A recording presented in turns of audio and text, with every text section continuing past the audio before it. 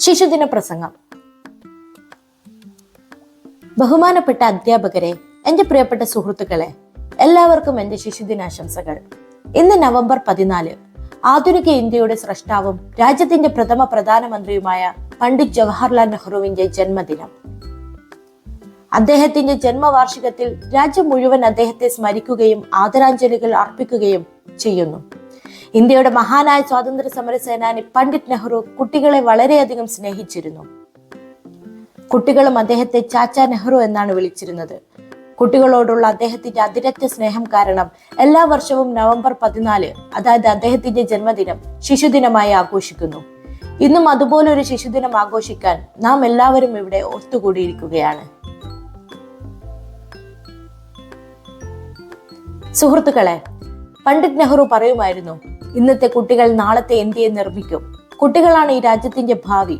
അതിനാൽ അവരുടെ വിദ്യാഭ്യാസത്തിനും ക്ഷേമത്തിനും പ്രത്യേക ശ്രദ്ധ നൽകേണ്ടത് അത്യാവശ്യമാണ്. നാം കുട്ടികളെ എത്ര നന്നായി പരിപാലിക്കുന്നുവോ അത്രത്തോളം മെച്ചപ്പെടും നമ്മുടെ രാഷ്ട്ര നിർമ്മാണമെന്ന്. അത് സത്യമാണ്. ഓരോ ശിശുദിനാഘോഷവും സംഘടിപ്പിക്കുന്നത് രാജ്യത്തിന്റെ ഭാവി കെട്ടിപ്പടുക്കുന്നതിൽ കുട്ടികളുടെ പ്രാധാന്യം എടുത്തു പറയുവാൻ വേണ്ടി തന്നെയാണ്.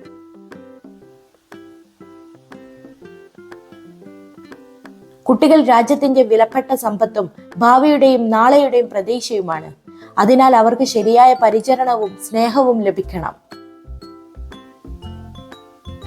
ഇന്ത്യയുടെ സ്വാതന്ത്ര്യത്തിനു ശേഷം കുട്ടികളുടെ വികസനത്തിനും അവരുടെ വിദ്യാഭ്യാസത്തിനും ആരോഗ്യത്തിനും വേണ്ടി സർക്കാർ നിരവധി പദ്ധതികൾ ആവിഷ്കരിച്ചിട്ടുണ്ട്. എന്നാൽ ഇന്നും പല കുട്ടികൾക്കും അവരുടെ അവകാശങ്ങൾ ലഭിക്കുന്നില്ല. നമ്മുടെ രാജ്യത്തെ ഓരോ കുട്ടിക്കും അവരുടെ മൗലികമായ ബാലാവകാശങ്ങൾ ലഭിക്കുന്നതുവരെ ശിശുദിനത്തിന്റെ അർത്ഥം പൂർണ്ണമായി അർത്ഥവത്താകില്ല. ബാലപീഡനവും ബാലവേലയും പൂർണ്ണമായും ഇല്ലാതാക്കണം. സാമ്പത്തിക കാരണങ്ങളാൽ ഒരു കുട്ടിക്കും വിദ്യാഭ്യാസം മുടങ്ങരുത്. ശിശുക്ഷേമത്തിനായി നടപ്പാക്കുന്ന എല്ലാ പദ്ധതികളുടെയും പ്രയോജനം കുട്ടികളിലെത്തണം. ശിശുദിനത്തോടനുബന്ധിച്ച് ബാലാവകാശങ്ങളെ കുറിച്ച് ബോധവൽക്കരണം നടത്താൻ നാം എല്ലാവരും ഒത്തുചേരണം.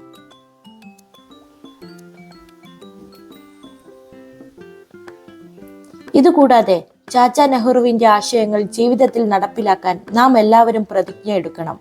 അദ്ദേഹത്തിന്റെ സ്വതന്ത്ര ചിന്താഗതിയും നിർഭയവുമായ നേതൃത്വത്തിൽ നിന്ന് നമുക്ക് പഠിക്കുവാൻ ഒരുപാട് കാര്യങ്ങളുണ്ട്.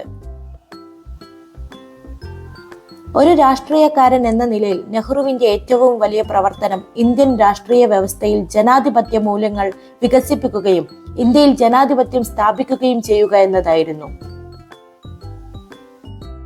പാർലമെന്ററി ജനാധിപത്യത്തിന്റെ സിദ്ധാന്തത്തിന്റെയും പ്രയോഗത്തിന്റെയും ശക്തമായ പിന്തുണക്കാരനായിരുന്നു അദ്ദേഹം.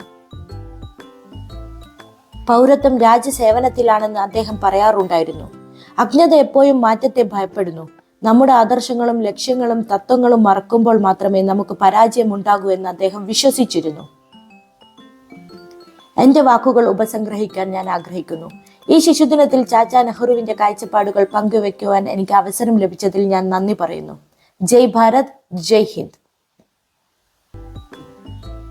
ഏവർക്കും ശിശുദിനാശംസകൾ. നന്ദി.